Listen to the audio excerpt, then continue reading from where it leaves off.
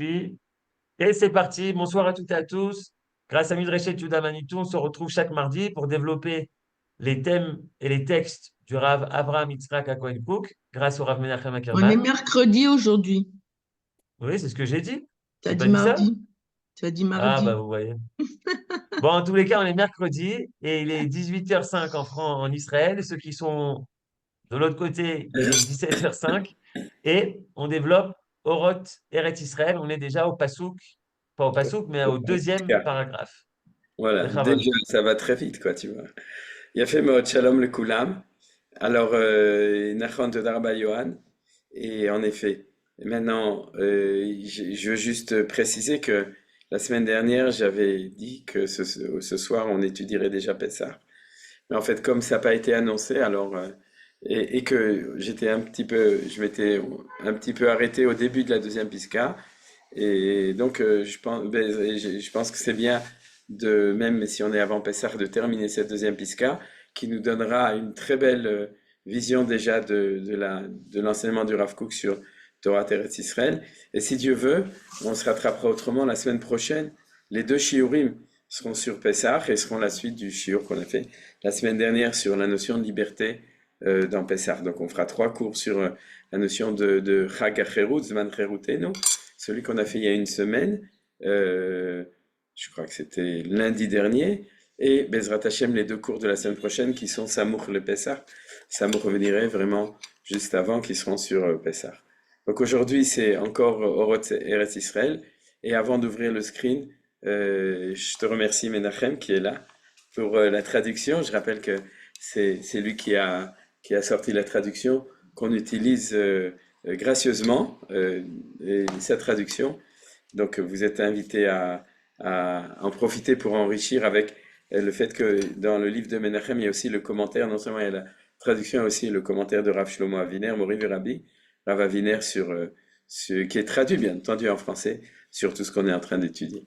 Alors on va tout de suite ouvrir j'ai pas eu l'occasion de saluer chacun personnellement, donc vous m'en excusez, mais en tout cas, Kol Echad le film Alato Kevodo, Shalom Lachem. Voilà. Et spécialement juste Eli. Puisque Eli, je te vois plus là. Je te voyais il y a 2 minutes. Euh, oui, si je te vois. Ok, ben c'est bien. Sauf que t'as pas marqué ton nom. Puisque on va comme d'habitude, ce que fait aussi Johan fidèlement.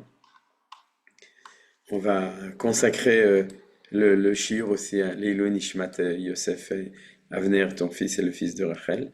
Et voilà, c'est marqué ici. Leilou Nishmat Damo, Bezrat Hashem. Merci Et beaucoup. donc, euh, et, euh, et Tov, c'est Zchut Bishulen, qu'on peut élever la difficulté de tout au makom de Limut Torah, quoi. Donc, en fait, vous rajoutez un sens à notre limoud. Les Nitzachon, et je dis tout ce qui est après, Nitzachon, Zvainu Tzva Israël, les Gedoivenu, l'Ishmir al Kol Chaelenu, les Fouata Nefer Shuat Aguf Shel Kol Apsuim, Bekol Anifgaim Bemilchamazo, le Pidion Kol Achatufim Vashuim Beaza Berachamim Gdolim, ou l'Ishmir Alem, l'Ikmat Damam Shel Kol Achaelim Agiborim, Shenaflu Bemilchamtenu, Shel Kol Anirtzachim Hashem, Ikom Damam. C'est-à-dire, je dois dire qu'on est tous un petit peu perturbés, euh, parce que on a vraiment l'impression que on ne sait pas où on va. C'est-à-dire, est-ce qu'on est en chemin vers une victoire ou au contraire vers je dirais une capitulation? Ani lo יודע. Moi, je sais rien, je comprends rien. Je dois dire que le pshat, il est très, le pshat de ce qui se passe en ce moment, il est imperturbant et un limite palel qu'Akadosh Baruch Hu qui sait ce qui est bien pour nous, face surtout en ce moment, qui mettent chez nos dirigeants, puisque c'est cela qu'on a en ce moment, donc Mina Shamaim, c'est cela qu'on doit avoir. Et, euh, et donc chez notre Rosh Mimshala, Sarenu, Yoatzenu, Mefagdech Aleinu, Kadosh Baruch Hu les inspire pour, euh, qui nous amène à la Yeshua et la Géoula euh, de, de, le plus possible, disons comme ça, hein. C'est-à-dire au niveau de la guerre, de la victoire, etc. Bezrat Hashem. Amen Ken Yeh Ratzon. Donc, on est dans la deuxième Piska de Oroth, et Oroth Eretz Israël, pardon, de Oroth Eretz Israël. J'avance un petit peu pour que... Voilà. La deuxième Piska, le deuxième passage des lumières de la sainteté de la terre d'Eretz Israël. Et on l'a, en fait, pour ceux qui étaient là la semaine dernière, on l'a lu et on a consacré exactement 8 minutes à la fin du dernier cours. En fait, si j'avais su qu'on étudierait cette semaine et pas que c'était repoussé jusqu'à Pessah, je pense pas que je l'aurais commencé. Mais c'est pas grave, comme je l'avais dit d'ailleurs la semaine dernière, cette semaine on va vraiment l'étudier. La semaine dernière on a lu en vitesse, j'ai dit 2 ou 3 points, mais c'était pas un vrai limoud, donc aujourd'hui c'est le vrai limoud sur cette deuxième piska. Et comme je vous ai dit au début, la raison pour laquelle, après avoir étudié Orot HaMilchama, les lumières de la guerre du Rav Kook, on étudie Orot Eretz Israël, c'est que bien évidemment les choses y vont. C'est-à-dire, justement, plus les informations avancent, et plus on peut même cette semaine être en désarroi en se disant, puisque les troupes sont sorties de Khan Younes, et puis tous ces accords qui sont pas encore à ça, mais avec toutes les shmuot, les rumeurs qu'il y a sur des choses qui nous plaisent pas du tout, sur une perte, on pourrait dire, de compréhension pourquoi on est là. Et qu'est-ce qu'on fait? Comme je l'ai déjà dit souvent, il y a des choses graves au niveau des tfissot, d'abord qui ont amené à la guerre de Simchat Torah. Je ne parle pas du point de vue, de tous les points de vue, du point de vue de la pensée de nos ennemis, de penser qu'on était en situation de faiblesse. Et il y a il y a pas de faiblesse militaire, il y a une faiblesse rouhanite, il y a une faiblesse mitmashechet qui est continue depuis en fin de compte le post-sionisme des accords d'Oslo, etc. Depuis 40 ans. Ça fait 40 ans? Non, depuis 30 et quelques années. d'une, et qui font qu'on se rend très bien compte que le sujet essentiel, c'est le sujet de savoir, en fin de compte, de comprendre qu'est-ce qu'on fait ici en Eretz Israël, pourquoi on est revenu en Eretz Israël. Et vous vous souvenez que c'était en fait le sujet du premier texte, où le Rav Kook disait ce n'est pas ça, ce n'est pas ça, ce n'est pas ça, mais c'est ça.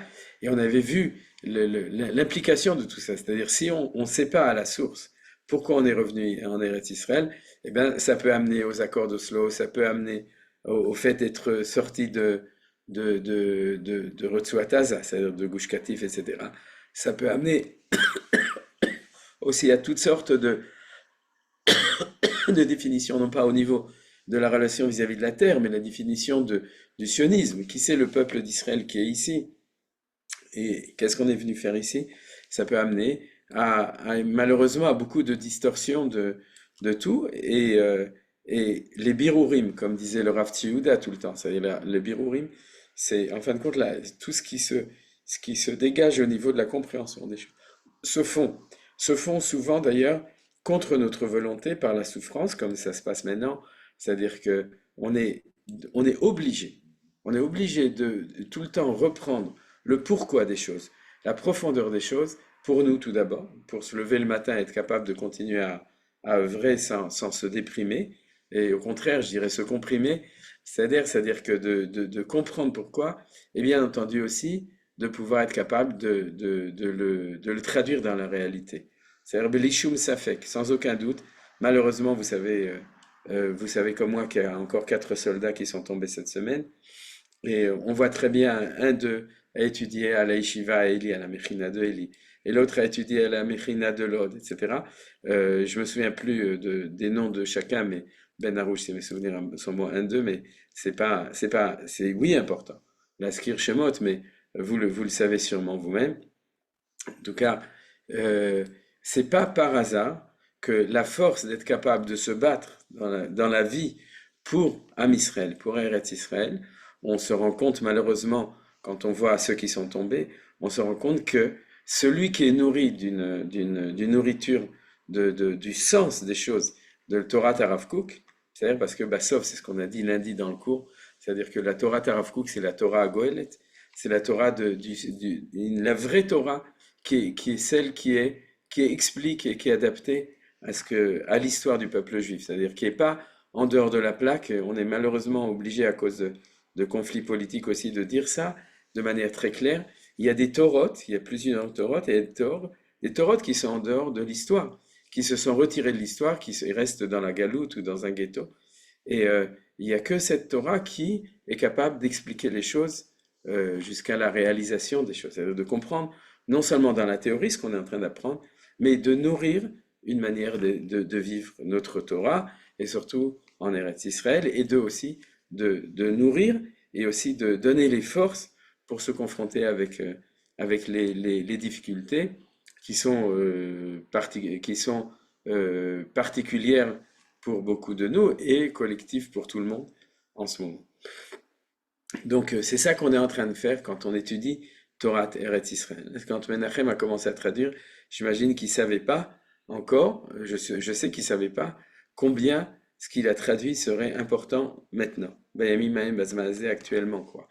Alors, bien entendu, quand on monte et on étudie les choses de cette manière-là, c'est-à-dire qu'on n'est pas dans les informations, on n'est pas dans les Chadashot, on n'est pas dans Kan et Eser, Chad Esre, Shtem Esre, Shlosh Esre, Arba Esre, c'est-à-dire Miyoder, c'est-à-dire qu'on n'est pas dans la lecture de l'événement au jour le jour au niveau Chachuti, au niveau des nouvelles, on est dans l'approfondissement, on retourne à la source des choses pour pouvoir justement plus on base les choses de manière profonde, plus le sens dans la réalité va être enraciné, va être approfondi.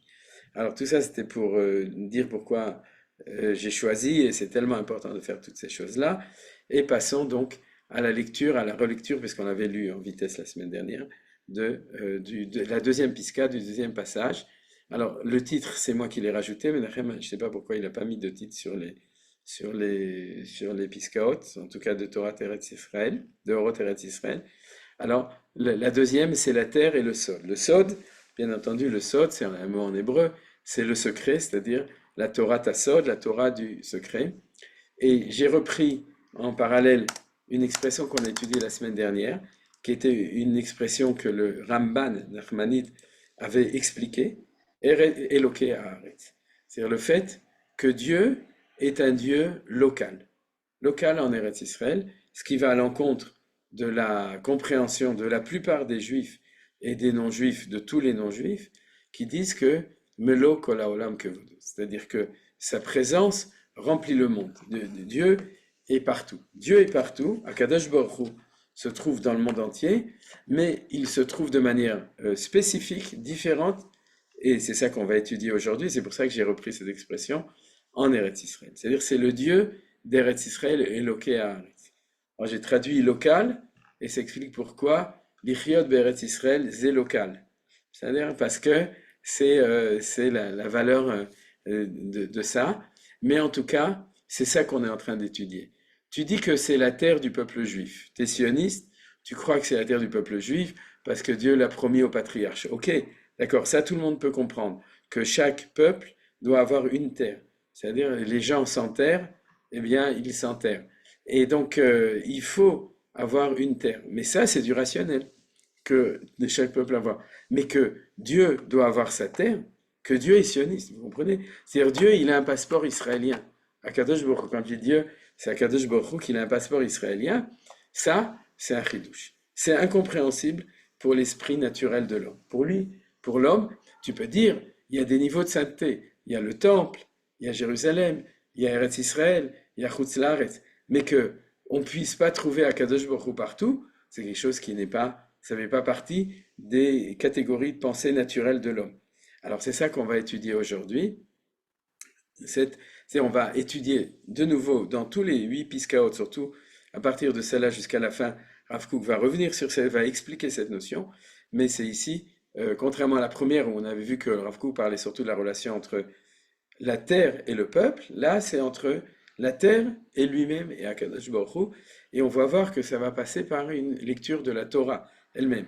Dans la Torah, alors on lit et après on explique. À cause de l'éloignement, de la connaissance des secrets, la notion de sainteté de la terre d'Israël prend une forme confuse. Voilà. C'est-à-dire qu'en fin de compte, qu'est-ce qu'il nous dit le Rav Kook?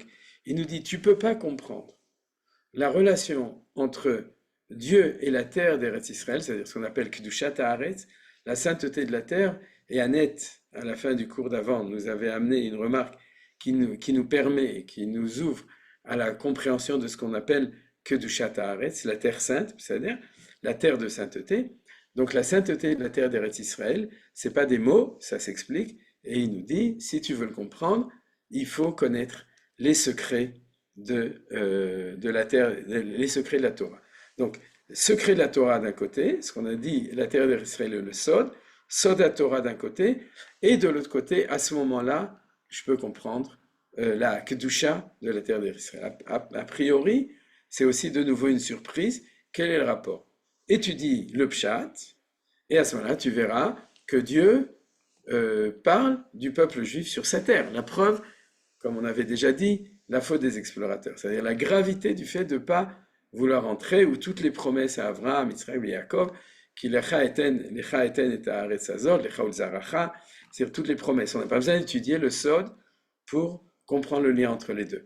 Dafka, l'étude, la vision du judaïsme Haredi nous montre un petit peu cette, par contrat, c'est-à-dire contrat, pas le contrat de Dieu avec nous, l'alliance, mais à contrario, c'est-à-dire dans l'autre sens.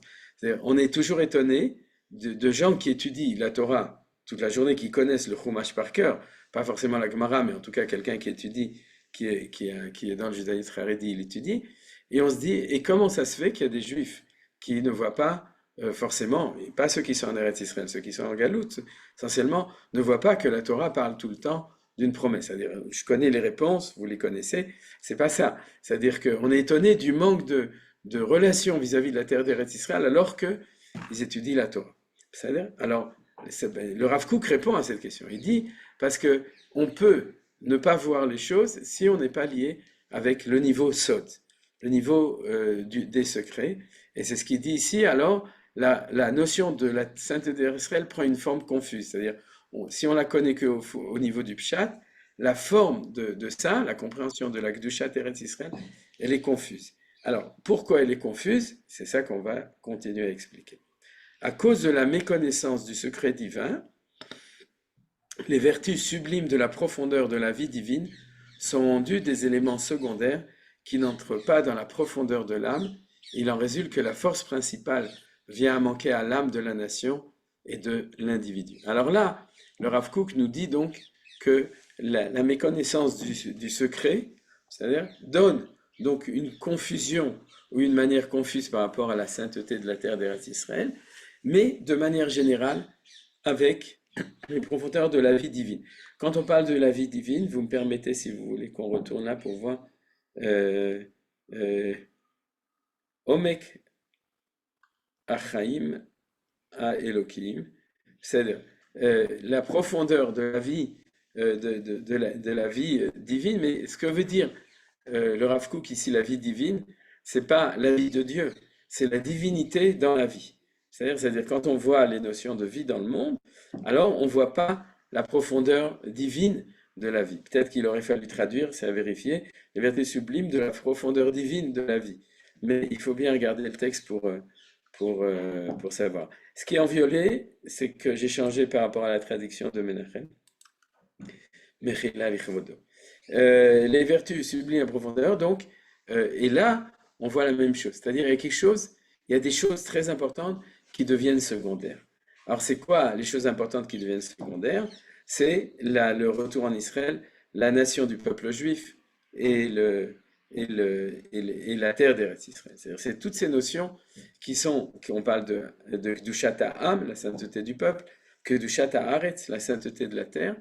Et ça, c'est des notions qui deviennent secondaires, qui ne sont pas comprises quand on n'est pas versé, quand on n'étudie pas, quand on n'est pas lié, parce que tout le monde ne doit pas n'a pas forcément accès au Sod, c'est-à-dire, mais en tout cas être lié avec ce qu'il enseigne. Et donc il dit qu'il y a une conséquence grave, c'est-à-dire la force principale vient à manquer à l'âme de la nation et de l'individu. C'est-à-dire que la neshama de l'individu et surtout de la nation manque de la nourriture. Alors si on n'étudie pas du tout la Torah, c'est un problème. Si on étudie la Torah mais qu'on n'est pas lié avec le Sod, alors à ce moment-là, on n'arrive pas à la force principale. De nouveau, jusqu'ici, il faut avoir la patience pour bien comprendre ce que dit le Rav Kook. On a compris qu'il lance une idée, mais on n'a pas encore compris le lien entre les deux. Il continue en disant l'autre côté, c'est ce que j'ai dit à propos d'un judaïsme d'exil, c'est-à-dire judaïsme haredi, c'est une forme de judaïsme d'exil, surtout quand on est en dehors d'Eretz Israël. Quand on est en Eretz Israël, c'est aussi comme ça, mais de manière nuancée, parce qu'ils sont quand même en Eretz Israël. Alors, l'exil trouve grâce pour ce qu'il est, car pour qui n'accède qu'à l'apparence des choses, le défaut de la terre, de la souveraineté et de tous les plans de construction de la nation, alors je vais mettre justement en exergue tous les mots importants, c'est-à-dire ne sera nullement ressenti comme un manque essentiel. Et voilà, on arrive au point principal. C'est-à-dire qu'il y a des notions comme la terre, c'est-à-dire Eretz Israël, la souveraineté, c'est l'État, d'accord, Médinat Israël, Eretz Israël, Médinat Israël et Am Israël, vous voyez, la nation ne sera nullement ressentie comme un manque essentiel. Qu'est-ce qu'on va sentir? L'importance de Torah Israël. C'est-à-dire, la Torah, oui. On parle de gens qui étudient la Torah. C'est-à-dire, on ne parle pas de gens qui n'étudient pas la Torah. On parle de gens qui étudient la Torah, qui sentent la grandeur de la Torah de Eretz Israël, mais pour qui Eretz Israël, Médinat Israël et Am Israël sont pas ressentis comme un manque essentiel. C'est-à-dire, si on n'a pas ça, c'est pas grave. On peut très bien étudier la Torah dans un kollel à Trifouille-les-Oies, c'est-à-dire, c'est Besséder Gamour, on va étudier Trifouille-les-Lois, on va trifouiller dans les lois de la Torah, et puis on va faire des chidushim extraordinaires. N'oubliez pas que le Rav Kook est très violent, je dirais, et très fort dans ça. Pourquoi il est très fort? Parce que la première chose que va dire quelqu'un qui entendra ça, et qui n'est pas en Eretz Israël, ou qui est en Eretz Israël, mais qui a une Torah de Galout, à ce moment-là, il va dire, tu veux dire que depuis 2000 ans, tous les grands rabbanim qui ont écrit de la Torah, eh bien, ils étaient chasserim, ils n'étaient pas branchés à une Torah authentique. Le Rav Kook répondrait du tac au tac, il dit, mais eux, ils étaient complètement liés. C'est-à-dire, ils avaient tout ça à l'intérieur d'eux. Ils étaient en exil. Tous les Gdolim, le Rambam, le Baal Shem Tov, le Rachaim HaKadosh, c'est-à-dire, etc., le Khatam Sofer, tous les Gdolei Israël qui étaient là-bas, ils étaient en exil géographiquement, mais ils avaient quand même une vision des choses. Mais malgré tout, le Rav Kook va nous dire que collectivement, le peuple juif, dans la Galoute, est malade d'un problème de vision de la Torah. On va l'étudier, on va voir, mais ça, c'est pas complètement impensable. Oui, qui a dit que pendant 2000 ans d'exil, on avait accès à toute la Torah? Personne. C'est-à-dire, le premier grand point auquel on n'avait pas accès, c'est la prophétie, vous vous souvenez. C'est-à-dire que depuis la destruction du temple, il n'y a plus de prophétie. Alors, de nouveau, vous verrez, ce n'est pas un manque essentiel, bien sûr. Ce n'est pas un manque essentiel pour celui qui ne sait pas que c'est l'essentiel de la Torah.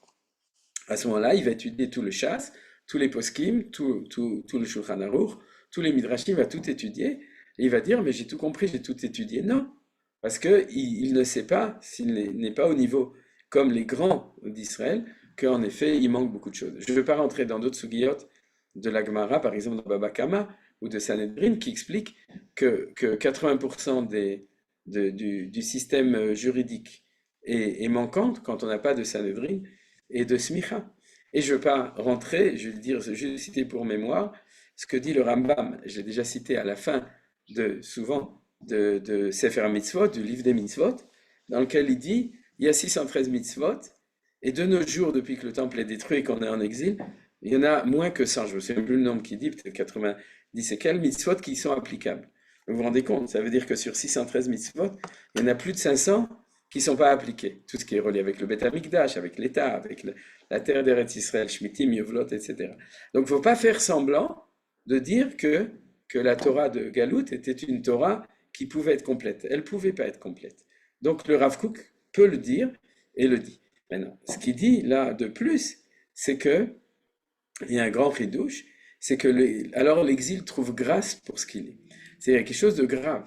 C'est-à-dire que lorsque tu manques de Torah Tassot, de la Torah du Sod, à ce moment-là, tu aimes la galoute. C'est-à-dire, et ça va ensemble. Et quand tu aimes la galoute, tu es déconnecté du sod. Alors vous me direz, mais c'est pas possible. Le Baal Shem Tov, c'était un grand kabbaliste. Et puis, le Or HaChaim HaKadosh, c'était un grand kabbaliste. Et Rabbi Yaakov Abu Chatzira, Rabbi Yaakov, celui qui était le fondateur de la dynastie qui était au Maroc, d'accord, c'était un grand kabbaliste. Alors tout cela, il n'y avait pas. Tout d'abord, je ne sais pas si vous avez remarqué, tous les grands kabbalistes de l'histoire, ils ont fait leur aliyah, où ils ont essayé de la faire. Le Gaon de Vilna, le Baal Shem Tov, le Rabbi Nachman de Breslav, le Or HaChaim HaKadosh, justement Rabbi Yaakov Abu Chatzira, il a essayé d'arriver. Ramchal. Le Ramchal. Ramchal, il a fait Meot Darabah, le Ramchal, le Shla, sont tous arrivés en Eretz Israël, ou en tout cas, c'est le Rambam, bien entendu, etc. C'est-à-dire, bien que les conditions étaient impossibles, ils ont tous essayé de venir ici en Eretz Israël, parce qu'eux savaient. Donc, ils n'avaient pas grâce, ils ne trouvaient pas grâce dans l'exil. Vous savez. Donc, le Rav Kook rajoute un point qui est extrêmement étonnant, c'est la notion d'apparence. C'est-à-dire que quand est-ce que l'exil trouve grâce? Lorsque, en fin de compte, c'est celui qui n'accède qu'à l'apparence des choses. Mais il parle de l'apparence de la Torah. C'est-à-dire que on parle ici maintenant d'une Torah d'apparence, pas d'apparat, mais d'apparence. C'est quoi une Torah d'apparence? C'est-à-dire, c'est quoi? Alors, on va voir qu'on comprend. C'est celui qui n'a pas le sod. Alors là où on peut comprendre, c'est puisque le sod, c'est l'intériorité des choses, c'est pnimiut, ta Torah pnimit. D'accord? C'est ce qu'on appelle, j'ai oublié. Comment on dit en français le pnimiut v'chitzoniut ta Torah? L'intériorité, L'intériorité et l'extérieur, Oui, mais il y a un mot spécial, chacham, pour exo et j'ai oublié. intra, non. Non, bon, c'est pas grave, ça va revenir. Mais en tout cas, c'est clair qu'on a l'habitude d'appeler la Torah Tassod la pnimiout, Torah ta pnimiout, oui, la chorma pnimit, la sagesse intérieure. Et donc, celui qui n'a pas ça, alors, il a une Torah qui est plus de l'apparence. Et donc, du coup, le Rav Kook nous dit encore une idée qu'on ne comprend pas très bien. D'abord, on aime Eretz Israël et ça ne nous manque pas tout le reste. On ne trouve pas que c'est essentiel. Ça fait partie, il y a une mitzvah de vivre en Eretz Israël. Il y a 2-3 mitzvot sur le peuple juif, il y a 2-3 mitzvot sur Médina, sur la souveraineté, mais c'est des détails, c'est pas quelque chose d'essentiel. Alors, on continue. Le principe de l'attente de la délivrance est pour lui comme une branche annexe, sans lien possible avec la connaissance profonde du judaïsme, ce qui témoigne en soi de la carence d'une telle pensée privée de sève. La sève, elle coule dans quoi? Elle coule dans l'arbre. C'est-à-dire que, or, le Rav Kook ici nous utilise deux expressions liées avec les arbres. La première, c'est la branche, et la deuxième, c'est la sève. Donc, on voit qu'ici, le Rav Kook a une idée, on va tout de suite la prendre, c'est que si jamais, il y a encore une chose, c'est-à-dire, s'il n'a pas la valeur de la terre, il n'a pas la valeur de la souveraineté, il n'a pas la valeur du peuple d'Israël, donc, en fin de compte, il a quelque chose qui déraille au niveau de Tzipita le Yeshua, l'attente de la délivrance. C'est-à-dire, bien entendu, on parle d'un religieux, il attend le Messie, il attend que la Géoula va venir, mais justement, il l'attend. C'est-à-dire qu'il est dans la salle d'attente et il attend que ça vienne. Quand ça viendrait, je viendrai, mais pour l'instant, je n'ai pas vu, j'ai rien vu. Donc, nous dit le Rav Kook qu'il y a quelque chose du coup qui déraille complètement dans l'attente de la délivrance parce qu'il n'a pas toutes ces valeurs. Et du coup, l'attente de la délivrance ne devient pas essentielle dans sa Torah. C'est-à-dire, si j'ai fait mon Daf Yomi, si j'ai étudié, si je suis Baki Beshas ou Poskim, je connais toutes les halachot, le Chumash, les Midrashim, etc., et je fais tout comme il faut, à ce moment-là, attendre la Géoula, c'est quelque chose qui est annexe.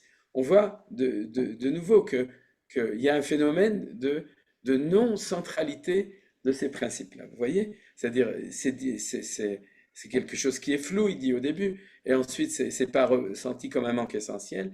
Une branche annexe, c'est différents mots pour dire la même chose.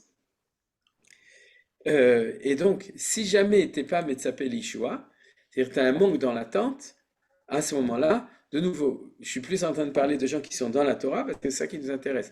Comment est-ce possible d'être dans la Torah et de manquer de ça? Bien entendu, il y a des gens qui sont encore plus manquants, parce que non seulement il leur manque le sod, mais des fois il leur manque même le pshat ou le remez le drach, c'est-à-dire qu'ils sont ignorants de Torah et du coup ils sont très bien là où ils sont, assimilés ou en danger d'assimilation et ils n'attendent pas la Géoula.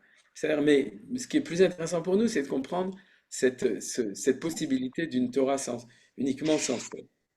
Alors, le Rav Kook va terminer. Nous ne récusons aucune sorte de conception. Justement, voilà qui parle de gens religieux et des gens qui étudient la Torah, de conception ou de compréhension fondée sur, premièrement, le bon sens, deuxièmement, l'intuition, et troisièmement, la crainte du ciel, quelle qu'en soit la teneur. La crainte du ciel, c'est Yirat Shamayim. Le bon sens, c'est étudier la Torah avec le sechel, avec le bon sens, l'esprit, c'est-à-dire l'intuition. C'est que tu remplaces le sod par l'intuition. C'est-à-dire que tu as une émouna sincère, profonde, honnête, qui est basée sur une intuition des choses, puisque tu n'as pas étudié les fondements des choses. Alors ça, c'est vraiment la définition de nos grands-parents, pour ceux qui en ont eu des comme ça. Il y en a qui en ont eu d'autres, c'est-à-dire, mais ceux qui étaient des bons juifs, qui étaient des Yehudim Tovim, qui allaient à la choule, qui étudiaient la Torah comme il faut, et tout était basé. Malheureusement pour eux, ils n'ont pas eu l'occasion, c'est-à-dire on ne les juge pas, mais qui était basé sur ces trois choses. C'est-à-dire beaucoup d'Yirat Shamayim, de crainte du ciel, beaucoup.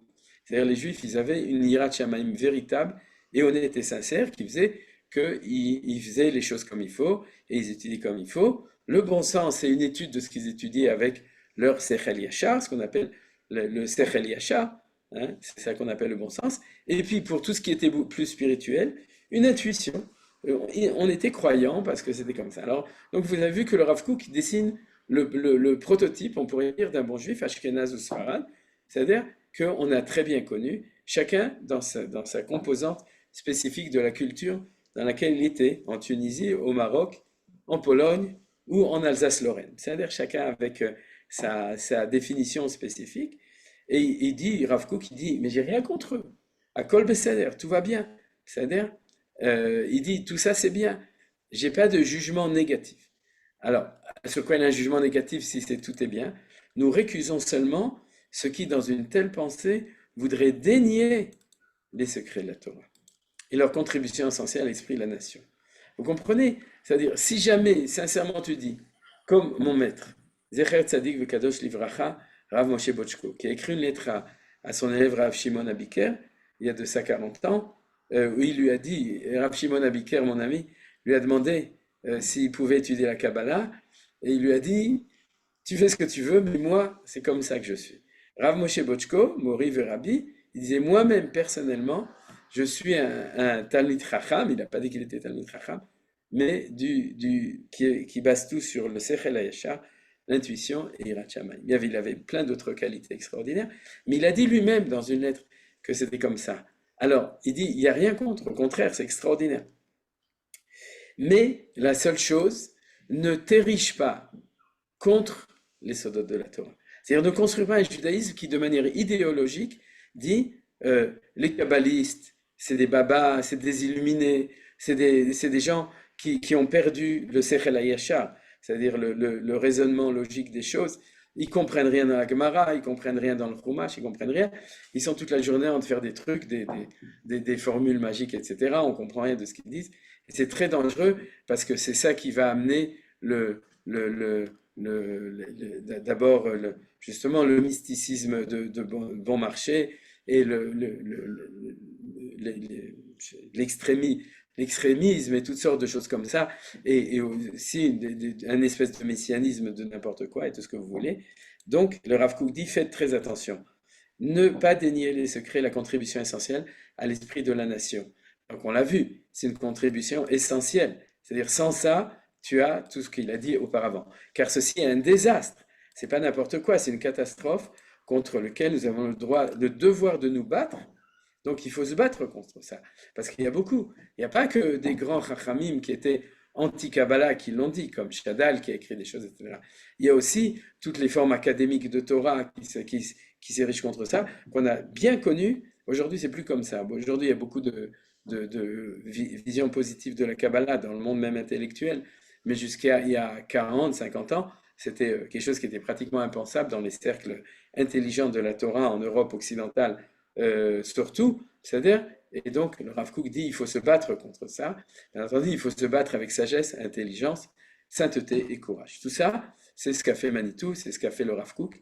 C'est de la sainteté, le courage, la sagesse et l'intelligence, c'est de se battre de manière, en introduisant ces notions dans le langage, je dirais, non kabbalique, non au début a priori, académique, intellectuelle, cartésienne, d'accord, qui déniait tout ce qu'il y avait au-dessus de ça. Et la guerre a été gagnée aujourd'hui, Bezrat Hashem, à un certain niveau. C'est-à-dire, c'est des choses qui ont été introduites, mais il y a encore beaucoup à faire. Alors, je vois que le temps a passé très vite. Maintenant, je vais prendre l'explication des choses. Alors, l'explication des choses, pour bien comprendre tout ça, il faut plusieurs notions importantes pour comprendre le lien entre la Kabbalah, le Sod, et les notions essentielles de la terre d'Eretz Israël, de la Géoula, de Am Israël et de Médinat Israël, c'est-à-dire la situation de l'État. Tout le lien, mais bien entendu, puisque c'est Orot Eretz Israël, on va surtout parler de la terre d'Eretz Israël. Alors la première notion qui est importante pour comprendre le lien avec Eretz Israël, c'est la notion de le fait que le Sod, le secret, c'est, comme l'a dit Manitou, et je le répète et il faut se souvenir toujours, le secret, c'est la continuation de la Torah Ta'anevoa, de la Torah prophétique. Et bien entendu, il faut reprendre tout Rabbi Yehuda Levi, tout le Kuzari, pour se souvenir que ce qui nous différencie des autres Torahs, c'est-à-dire de la sagesse des nations, c'est que notre sagesse, c'est celle qui puise toutes ces sources dans la prophétie. Toute la Torah, toutes les Nevi'im, tous les Ketuvim, tout le Tanakh est défini comme la transmission de la révélation divine, de la parole de HaKadosh Baruch Hu, et ce qu'on appelle la prophétie. Et quand la prophétie a disparu au début du deuxième temple, au moment de Anshe Knesset Agdola, à ce moment-là, elle est rentrée dans la clandestinité de la Kabbalah. C'est-à-dire la Kabbalah, c'est la transmission authentique de la sagesse prophétique. Et donc, quand le Rav Kook nous parle du Sod, il nous dit, quand tu étudies le Sod, tu te rebranches à la Torah authentique, celle de la prophétie. Quand tu n'es pas lié avec le Sod, de nouveau, tu n'es pas lié avec des rabbanim qui enseignent le Sod, qui transmettent, à ce moment-là, tu es déconnecté de la Torah authentique du peuple juif. Puisque la Torah authentique du peuple juif, c'est la Torah de la prophétie, c'est la Torah du Chumash, des Torah, Nevim, Ktuvim, qui a été transmise. Et alors, tu dis, ok, quel est le rapport avec Eretz Israël? Eh bien, le Kuzari, deuxième Mahamar, Piska, citation 14, nous le dit, c'est quelque chose que vous connaissez tous, qui est basé sur l'enseignement du Midrash Halacha, du Mechilta. Mechilta, c'est le Midrash Halacha sur le livre de Shemot. Le premier Piska du Mechilta d'ailleurs, qui dit comme ça, tous ceux qui ont prophétisé ne l'ont fait qu'en Eretz Israël ou pour elle. C'est-à-dire, ça c'est un enseignement que vous connaissez qui est très important, c'est que, comme par hasard, la prophétie ne marche qu'en Eretz Israël. Quand tu t'enfuis de Eretz Israël, eh bien, les émissions prophétiques arrêtent, c'est ce qu'a essayé de faire Yona ben Amittai. Jonas, Vaivrar Tarshisha Milifne Hashem, il s'est enfui de devant Dieu, ça veut dire il s'est enfui de sa prophétie. Et Hachem, pour lui parler, qu'est-ce qu'il a fait? Il l'a remis dans l'avion qui revenait à Jérusalem, à Yafo dans ce cas-là, c'est-à-dire il est redescendu à Yafo pour qu'il puisse lui dire ce qu'il avait à lui dire, c'est-à-dire qu'il lui a rien dit tant qu'il était dans le bateau qui allait à Tarshish.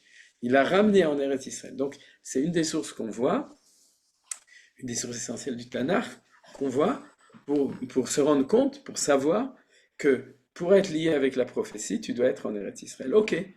Techniquement, on a compris. Profondément, on n'a pas encore compris. C'est-à-dire, on n'a pas encore compris, mais on a compris que Dieu a décidé, dans sa volonté propre, qu'il ne révèle sa Torah authentique qu'en Eretz Israël, ce qui s'appelle la Nevoie. Ça, c'est quelque chose qui est très important. Donc, on a déjà une source qui nous permet de comprendre le lien entre le Sod et Eretz Israël. C'est-à-dire, si jamais, en fait, c'est pour ça que les kabbalistes voulaient tous revenir en Eretz Israël, parce que le jour où tu étudies la Kabbalah, si tu es un vrai kabbaliste, tu comprends que tu ne peux pas atteindre la compréhension tant que tu ne fais pas ton aliyah.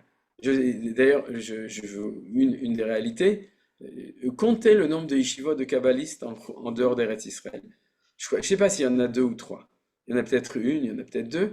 Il y a des gens qui étudient la Kabbalah, et s'ils ne font pas leur aliyah, c'est quelque chose qui ne marche pas dans leur étude de la Torah. Parce qu'en Eretz Israël, il y a des dizaines d'yeshivot de Mekoubalim, il y a des centaines de Mekoubalim qui enseignent la Torah al derech HaKabbalah, c'est-à-dire chacun en révélant un peu plus, un peu moins, ça dépend. Il y en a qui cachent plus, il y en a qui révèlent plus, mais en tout cas, c'est clair, on le voit, que depuis qu'on est revenu en Eretz Israël, eh bien, la Torah de la Kabbalah, ça parle. C'est-à-dire, c'est marqué dans le Zohar que ce sera comme ça. C'est la Kriya Gdola qui est à la fin du livre de Menachem, où le Rav Kook appelle à ça. C'est-à-dire, mais on le voit dans la réalité. Vous pouvez, tous ceux qui ont eu la chance d'étudier déjà quand ils étaient en Chutz La'aretz, se souviennent que tous ces enseignements, pratiquement, on ne les connaissait pas. C'est-à-dire jusqu'à ce que Manitou arrive, jusqu'à ce que l'école de Strasbourg commence à enseigner le Maharal. C'est-à-dire, on ne connaissait pas. Et puis ceux qui ont écouté, eh bien, ils ont fait leur aliyah, comme par hasard. Et ils continuent à écouter, à entendre et comprendre de plus en plus. Donc ça, c'est le point de base. C'est-à-dire, c'est le point de base. Une Torah authentique, c'est une Torah qui est liée avec la prophétie. Et la prophétie, Akadosh Baruch Hu la donne qu'en Eretz Israël. Maintenant, tout ça, c'est beau au niveau du pshad des choses, c'est-à-dire de la volonté de Dieu. Mais pourquoi il fait comme ça? Pourquoi on ne peut pas étudier la Kabbalah à New York? C'est-à-dire pourquoi on ne peut pas monter une yeshiva de Bethel de New York, d'accord? De Borough Park. C'est-à-dire pourquoi ça ne marche pas? Alors, pourquoi ça ne marche pas? Il faut passer à ce que des choses dont j'ai parlé un tout petit peu justement dans le cours de lundi. Bien entendu, il y a beaucoup de choses que vous avez déjà entendues de moi, d'autres, etc. Mais il faut toujours les reprendre pour bien comprendre les choses. C'est ce que j'ai marqué en 2. C'est que dans la Torah, vous avez 4 niveaux qui s'appellent le Pardes. Vous voyez, Pardes, Pshat, Remez, Drash, Sod. Et dans l'homme, il y a 4 niveaux qui s'appellent Gouf, Nefesh, Ruach, Neshama. Bien entendu, les gens savent qu'il y a dans Neshama, il y a Neshama de Neshama, c'est Narnachai, Nefesh, Ruach, Neshama, Chai, Chida. Mais ce n'est pas important. Ce qui est important, c'est de le voir comme ça. Pour nous, c'est quoi? C'est que toute la Torah, c'est une Ishtalshelut. Ishtalshelut, ça veut dire quoi? Ça veut dire que de l'infini de Dieu jusqu'à ici sur terre, c'est-à-dire quand on passe de l'infini qui est l'Edbet Fisaklal, on ne peut absolument pas l'appréhender, on ne peut pas la comprendre complètement jusqu'à la réalité ici sur terre. Tout dans le monde, c'est une Ishtalshelut. Ishtalshelut, ça vient du mot charcheret ou chalchelet. Chalchelet, c'est une corde, c'est-à-dire, c'est plus qu'une corde. Comment on appelle comme dans les bateaux, les grosses cordes, j'ai oublié. Aujourd'hui, je perds mon français. Ah, voilà, merci. C'est une chaîne, c'est-à-dire, et donc c'est une chaîne avec des maillons ou avec comme ça qui est tressée. C'est Ishtal Shelut, c'est-à-dire que pour comprendre la manière dont la Torah se réalise dans le monde, alors il faut comprendre qu'elle se réalise de cette manière. Et cette chaîne, elle commence le plus haut par le Sod, ensuite par le Drash, ensuite par le Remez, et ensuite par le Pshat. Et une Torah authentique, c'est une Torah où tous les maillons sont là. Parce que si tu perds un maillon, à ce moment-là, tu as perdu le contact avec l'infini, avec Akadosh Baruch Hu. Vous comprenez? C'est-à-dire que tout le monde ne doit pas tout étudier forcément, bien que c'est marqué qu'il faut. Mais vous inquiétez pas, quand vous étudiez Manitou, Rav Kook, Yoel Ben Arosh et le Ramchal et tout ça, alors vous étudiez un petit peu de tout. J'ai dit Yoel parce que Yoel Ben Arosh, il parle vraiment complètement directement comme ça. Mais ce que je veux dire, c'est que quand vous étudiez toutes ces Torahs, vous étudiez une Torah qui lit toutes ces choses-là. Mais ça, rendez-vous compte, c'est-à-dire que si la Torah est émet, c'est ça ce que dit Rav Kook dans notre texte, Torah Temet, c'est quoi Torah Temet? C'est une Torah qui est vraie, pas parce qu'elle dit la vérité, ou pas parce qu'elle nous enseigne la halachot sur tout ce qu'on fait, pas seulement, bien entendu ça aussi, elle est émet parce qu'elle nous lie avec Akadosh Baruch Hu, et pour qu'elle puisse être le lien avec Akadosh Baruch Hu, de même que dans la Kabbalah vous avez les Sphirot, ou les Partsoufim, ou les Olamot, vous savez, je ne traduis pas, c'est-à-dire tous ces niveaux. Alors, les Partsoufim et les Sphirot de la Torah, c'est les 4 niveaux de ça. Maintenant, vous pouvez comprendre. Il y a un phénomène grave dans la galoute de déconnexion avec le Sod. Et comme par hasard, on est aussi déconnecté de Akadosh Baruch Hu, ce qu'on appelle le Esther Panim. C'est-à-dire qu'il y a un certain niveau, on n'est jamais déconnecté. C'est impossible, on ne peut pas être déconnecté. Mais il y a un manque de connexion qui est dû au fait qu'il y a un maillon, et en plus le plus haut, c'est-à-dire qui manque. Alors donc du coup, il y a quelque chose qui ne marche pas. Et c'est normal que ça ne marche pas, parce que cette connexion, elle passe par Eretz Israël. Vous vous souvenez du Soulam Yaakov, de l'échelle de Jacob, d'accord? Où est-ce qu'elle est l'échelle de Jacob? Elle est à Jérusalem, au Beth Amikdash, sur le Makom à Misber, puisqu'il a fait le Misber, vous vous souvenez, il a pris Me'avnei à Makom, il a pris les pierres, Enzekim Beteolkim Zeshar Hashamaim, ou bien c'est l'endroit du Kodesh HaKodashim, oui, c'est Even Ashtia, mais en tout cas, c'est à cet endroit-là qu'on a le lien entre les mondes.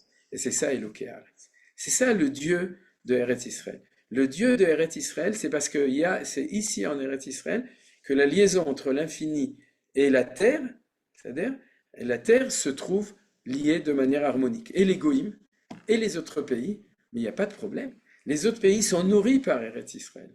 Au niveau de la bracha, la Torah des Juifs de Chutz La'aretz et la Torah des chrétiens, c'est-à-dire l'Avdil, elle est nourrie par ce tuyau, ce tsinor, cette échelle qui descend jusqu'au Beth Amikdash et ensuite qui s'épanche de tous les côtés. J'avais déjà cité le Sha'arei Orah, Rabbi Yosef Jikatia, qui dit que le mot de bracha, une des explications, ça vient du mot berer.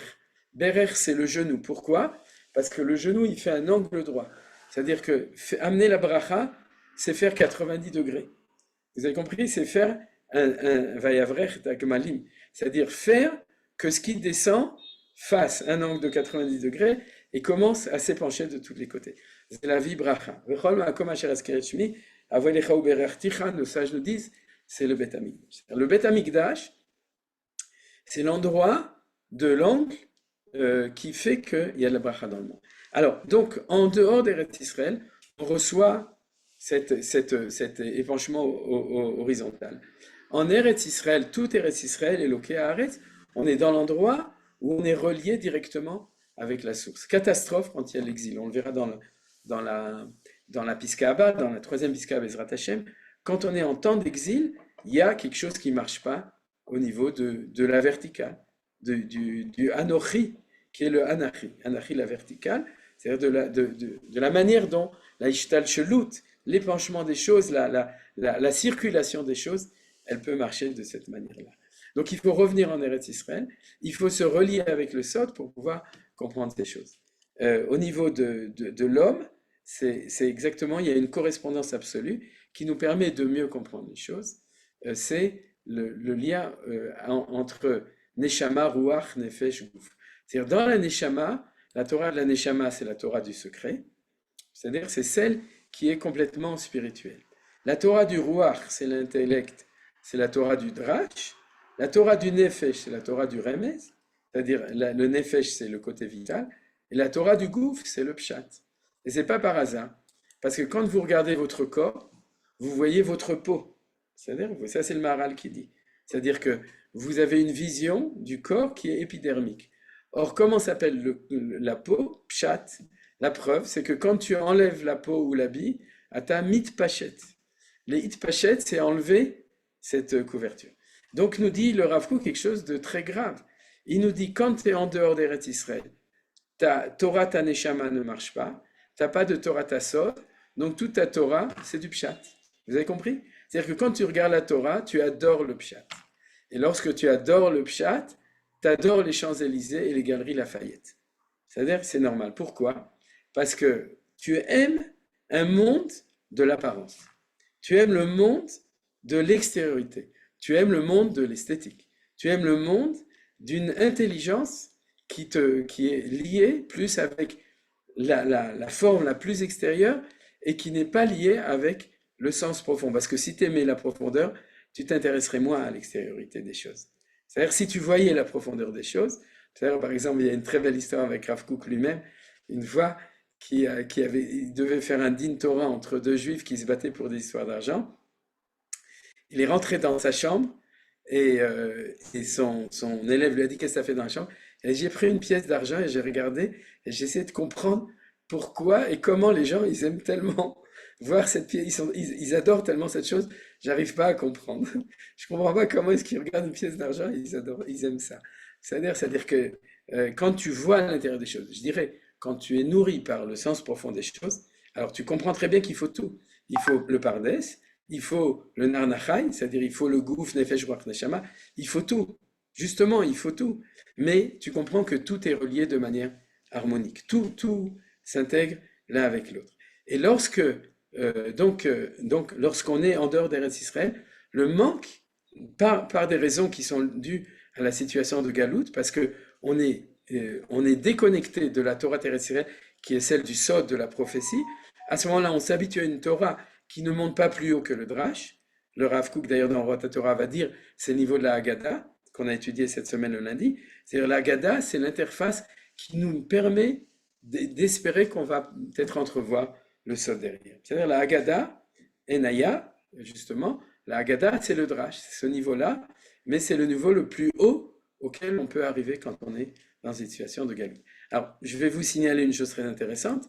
Quand la suprématie de la prophétie dans le monde et en Eretz Israël, dans le peuple juif qui était en Eretz Israël, va disparaître, à ce moment-là va apparaître la suprématie de la philosophie. C'est-à-dire c'est au moment où il y a eu la disparition de la prophétie que la philosophie qui existait a priori, mais qui va devenir l'approche du sens des choses, et c'est d'arriver, c'est en fait d'enlever le sod. Donc quand vous enlevez le sod, vous avez que le pered. Vous voyez ici. Vous mettez pshat remes drash, vous enlevez sod, vous avez pered. Vous savez ce que c'est un pered? C'est une mule. C'est-à-dire, c'est pas nul, c'est mule. Et pourquoi? Parce que ça vient du mot leiparet. C'est-à-dire, c'est séparé. D'ailleurs, elle s'appelle preda aussi, c'est-à-dire unique parce qu'elle ne peut pas enfanter. C'est-à-dire que si tu n'es pas la nourriture de tous, alors il y a une stérilité de la Torah. C'est-à-dire, ça devient pered. C'est-à-dire, pered, c'est la mule. Et donc, c'est comme gouf, nefesh, ruach. C'est-à-dire, c'est générique. Gouf, nefesh, ruach. Et donc, je dirais, pour faire de nouveau aussi une analyse d'un jeu de mots, on a remplacé la philosodie par la philosophie. C'est-à-dire, alors quelle est la différence entre la philosodie et la philosophie? C'est que la philosophie, elle ne voit pas le en sof. C'est-à-dire, elle est sophie, elle est au niveau du sof. C'est ça qui fait la différence. C'est-à-dire que le sod, c'est entrevoir l'infini dans le monde. Et c'est pour ça que c'est plus rationnel. C'est pas rationnel parce que c'est pas logique, parce que c'est pas compréhensible par l'homme, mais c'est parce que tu entrevois des infinis dans chaque chose. Et que l'âme de l'homme veut maîtriser, je pense, donc je suis, et donc elle veut tout comprendre au niveau du Sophie. Et il faut même dire philo-sophie. Et nous, c'est du philo-en-sophie. Et quand ça a disparu, c'est-à-dire cette perception des choses, alors c'est la philosophie qui a pris la suprématie, et c'est ce qu'on appelle pshat remes drash, ou bien gouf nefesh ruach. Alors ça, c'est très important. Alors du coup, vous comprenez les choses, je vois que le temps est passé, mais je vais terminer pour expliquer ces choses-là, et on ne va pas étudier le texte de Rota Torah, ou bien on le reprendra la prochaine fois, ou bien on ne l'étudiera pas, mais en tout cas, on va arriver à Eretz Israël. Eretz Israël, c'est le niveau pshat, vous avez compris? Vous êtes d'accord avec moi? D'accord? C'est la terre. Enfin, c'est le niveau gouffre. C'est le niveau matérialité des choses. Or, la terre sera nourrie, le corps sera nourri, le pshat ne sera nourri véritablement que pas lorsqu'il sera appréhendé de par lui-même, parce que ça on comprend bien, ou bien à partir du drash remes pshat, ou bien ruach nefesh gouf, c'est-à-dire l'esprit va nourrir l'instinct ou le sentiment qui va nourrir le corps, mais si on est déconnecté du niveau supérieur des choses, à ce moment-là, dans le fond, on est déconnecté de la possibilité de comprendre pourquoi on est en Eretz Israël. Et c'est ça que nous dit le Rav Kook. C'est-à-dire que la terre devient matérielle, devient un moyen pour avoir des richesses, ou bien pour unir le peuple juif, comme on a vu dans le texte d'avant, ou bien un symbole de la religion, la terre sainte. On va faire un pèlerinage dans les Kivrei Tzadikim en Eretz Israël pendant un mois, et puis ensuite on va retourner chez soi. C'est-à-dire, mais on ne comprend pas le sens de ce qui est le plus bas, parce qu'il n'est pas éclairé par ce qui est le plus haut. Sauf Ma'aseh, le Marshava Techila. Dans le Sod, ça s'appelle Keter Malchut. C'est-à-dire comment la Malchut, qui est le niveau le plus bas, ouais, est nourrie par le Keter, qui est le niveau le plus haut. C'est la couronne du roi. C'est-à-dire dans la traduction des choses, sauf Ma'aseh b'Marshav Atechila. C'est-à-dire vous pouvez très bien comprendre les choses. Plus tu retournes à la source, plus tu vas pouvoir soigner le corps. Plus tu vas comprendre pourquoi le corps fonctionne de cette manière. Et le plus grave, comme disait le Rav Kook, qu'il faut faire la guerre contre, c'est ceux qui ont peur de retourner aux sources, parce qu'ils pensent que si tu regardes le pshat comme le pshat, tu vas comprendre le pshat. Vous comprenez ce que je veux dire?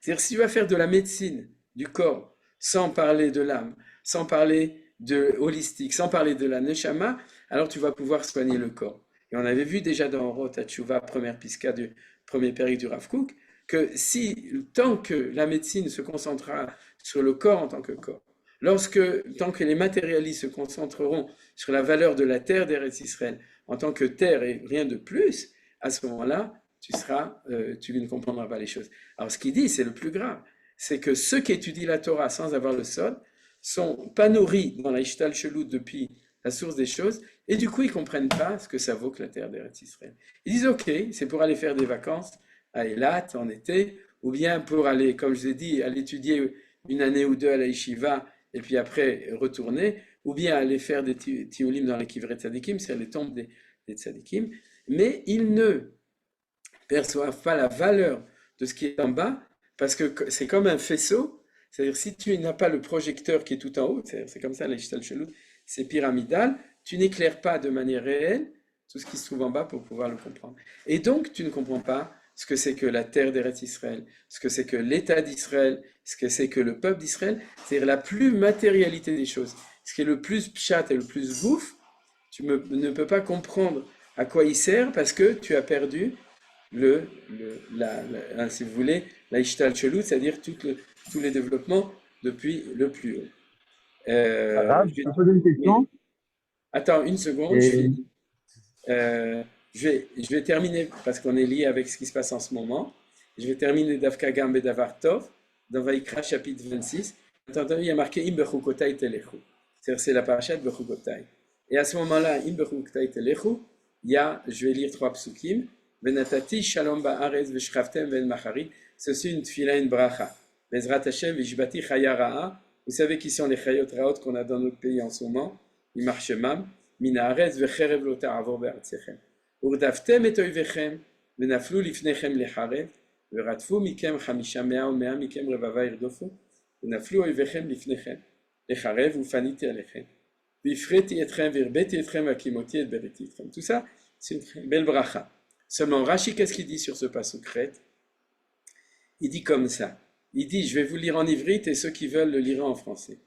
Parce que dans le diouk de la lecture, Chamisha mea ou mea revava, c'est-à-dire que 5 de vous poursuivront 100 et 100 de vous poursuivront 10 000. Vechikachu acheshbon, est-ce que c'est le raisonnement de la série mathématique, c'est-à-dire le rapport entre 100 et 5 n'est pas le rapport entre 10 000 et 100.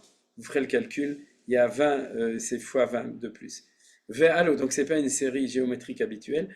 Ve'alolo, ayatzir lomar, et là où mea mikem, shne alafim irdofu. Selon la série mathématique, si 5 font 100, 100 font 2000. Et là, Enodome Muati Maosim et Torah, la Merubi Maosim et Torah, regardez pour ceux qui ont besoin en français.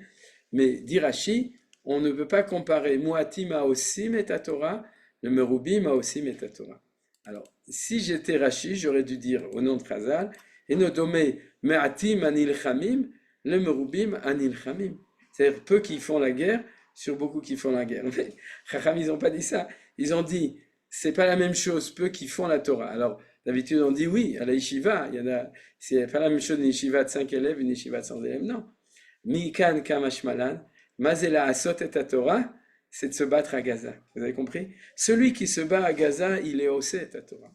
Celui qui étudie à la yeshiva, il est l'omet Torah, et d'après Rav Kook, ça fait que s'il étudie comme il faut la Torah, s'il n'est pas relié avec le Sod et vraiment, parce que s'il étudie du Zohar, mais qu'il n'aime pas la terre d'Israël, le peuple d'Israël et l'État d'Israël, c'est qu'il étudie le pshat du Zohar, il est toujours dans le pshat, il doit changer de lunettes, il n'a pas vu le Sod, c'est-à-dire il n'a pas un Sodo, et Enmaïm et la Torah. Et donc, et là on voit, Meforash, que Bédivré Chazal, Qu'est-ce qu'on appelle la Sot et ta Torah? C'est faire descendre la Torah du Sot jusqu'à la Torah Ta'asiya. Torah Ta'asiya, c'est la Torah du Pshat, c'est la Torah du Gouf. Or là, on comprend. Tu ne peux le faire que si tu es lié au Sot. Tu ne peux le faire que si tu es lié avec toute la Ishtal Shalom. Et à ce moment-là, qu'est-ce que tu fais? Tu fais la guerre et tu gagnes la guerre. C'est ce qu'on a vu ici sur Aosim et ta Torah. Vous voyez, ici, ils disent observant la Torah. Comme disait Manitou, il y en a qui l'observent. Il la regarde de loin. C'est-à-dire, c'est ça les observants. Mais nous, on n'est pas observant la Torah. On fait la Torah. On la descend dans la Asiya, on la descend dans le Gouf, on la descend dans le Pshat de la Torah. Le Bisrouzé, Bezrat Hashem, Bisrout Alimut Shelanu Niske, les Nechamot Gdolot, les Kamot Gdolot, ve Nitzronot Gdolim, Bezrat Hashem. Zéou. Donc, Sheilot. C'est magnifique. C'est magnifique. Amen. À la fin, ça finit en beauté. Amen. Ma question, elle était un peu dans l'autre sens. Bon, Ouais. déjà, j'avoue que j'ai pas écouté tout le cours en entier. Je ne sais pas si tu as parlé de ça. Mais ma question, elle est dans l'autre sens. Toi, tu parles donc de que le SOD arrive à éclairer, à donner une perspective sur tous les niveaux qui sont vers le bas. Ouais. Mais est-ce qu'on peut aussi faire le chemin inverse? C'est-à-dire que quelqu'un qui se trouve en Israël et qui se relie véritablement à la terre d'Israël, à l'amour d'Israël, il ne comprend pas, c'est pas dans le Sechel, mais tout simplement, il a un vécu, il a un ressenti, et il est prêt à te jurer que cette terre-là, elle n'est pas comme toutes les autres terres. Mais il n'a pas compris grâce au Zohar. C'est parce qu'en vivant ici, et en ayant cet amour-là, et en marchant sur la terre d'Israël, il comprend qu'il y a une dimension sur cette terre qui est inégalable avec les plus belles capitales du monde, que ce soit New York, etc. Mais lui, il n'a pas appris le sod. Mais c'est par le vécu du bas qu'il comprend qu'il y a quelque chose qui remonte vers quelque chose qui est bien plus haut. Mais à cause de Maskim. C'est pour ça qu'il y a des Chilonim Tzadikim. C'est-à-dire Ok. que, en fait, lorsque Beshoresh Haneshama, tu es lié avec Avat Ham Israël, Avat Eretz Israël, Avat Medinat Israël, ça prouve Beofen Sgouli que tu es lié avec le Sod, et ça nourrit ta Neshama pour être lié avec le Sod. C'est-à-dire que, en fait, il y a des pontages qui se font, et les choses, elles passent, et surtout parce que quand tu es Avat Aklal, comme on dit que le matin, le Haridi, Arenim, Bechaven, Litrabeleov, Kol Echad Vechan Israël, etc. C'est-à-dire que quand tu es lié avec le klal, tu es lié avec la Avata, Am Israël, Eretz Israël, etc. Alors tu reçois ces choses-là, mais tu peux pas l'expliquer. Il y en a plein comme ça. Vous savez, il y a des gens qui disent, je peux pas expliquer, mais je le sens. C'est ce qu'on appelle une Torah Nishmatit. C'est une Torah de Neshama. Alors, comme En Amaretz Chassid, Velo Bour Yerechet, c'est-à-dire que eux, il faut les aider, c'est-à-dire à faire passer du sod au gouffre les choses intermédiaires. Les Hashem. Il y en a beaucoup qui font de chouva et qui vont chercher. C'est-à-dire, ils ont senti ça, et puis après, Idar Zilugmor, ils vont étudier, etc. Alors ça, c'est la Emouna Shlema qu'en ce moment, on est en train de monter un échelon dans tout ça. C'est-à-dire, en ce moment, on est en train, parce qu'on voit qu'il y a une itraskout chez ceux qui sont mitraskim, c'est-à-dire une itraskout, un renforcement dans tout ça. Alors, Bezrat Hashem, d'après ce qu'on a étudié aujourd'hui, alors on verra des brachot là-dessus. C'est-à-dire, c'est Keter Malchut, on a vu, sauf Massab, Massé Bemarcha Vatrila. Ça, on passe directement de Hatzilut à Asiya. C'est-à-dire, Vous pouvez continuer l'image, ouais. Menachem? Oui, oui. Je voudrais continuer votre image qui était extraordinaire. Gouf, Pshat, Nachon, Nefesh, Remez, Red, Ruach, Drash, Veneshama, Sod, Nachon, ככה הלכתי. נכון. אז הלכתי לקשור, j'ai essayé d'arracher. Le Gouf, on a compris, c'est Shnehem, Gimel et Pei, Nachon. Après, vous avez le Nefesh, Remez, c'est le nerf. Alors, je me suis amusée plus loin. Ruach ve Drash, c'est Red. Donc, vous croyez qu'on y arrive, on descend et on monte, hein, c'est pas des blagues, c'est des allées et des retours. Et la fin, c'est Neshama Vesod, c'est le Nes. Ça, c'est un miracle. Magnifique. Bon, hein? Kol hakavod, c'est magnifique. Je Bon, continue vos initiales. allez. Alors, tu peux sortir ton bouquin là de Chidushei Torah. C'est bon. יפה מאוד, כל הכבוד, ממש יפה מאוד. C'est Eretz, c'est aussi parce que c'est en fait c'est l'interface en fait. parce que c'est très difficile de passer de Neshama Après à d'arriver en l'intellect. La preuve, c'est que plus on est fort dans le Ruach, et On plus descend. on fait opposition au Sot qu'on a vu, c'est-à-dire la Neshama. Et a priori, donc c'est la notion de raid, c'est celui qui fait descendre de la Et Neshama. c'est raide. Et c'est raide en français. Ouais, il a fait N'oubliez mieux. pas. D'accord. Je continue vos blagues. Ouais, d'accord. Mais pas en anglais. It's not red. Raide. Ouais, sinon on voit rouge. Top, ok. Ça, c'est les histoires de la Parashita Shavua. Ok, alors si vous avez encore des questions, sinon on s'arrête là. Shabbat Shalom. Merci beaucoup. Et Bezrat Hashem, donc la semaine prochaine, on se retrouve pour On entra Pessah. Pessah. Et après Pessah, Bezrat Hashem, on continuera au Eretz Israël. Nekave le Yishuot Gdolot. Shabbat Shalom. Merci. Shabbat Shalom. Amen ואמן. Amen. Shabbat Shalom.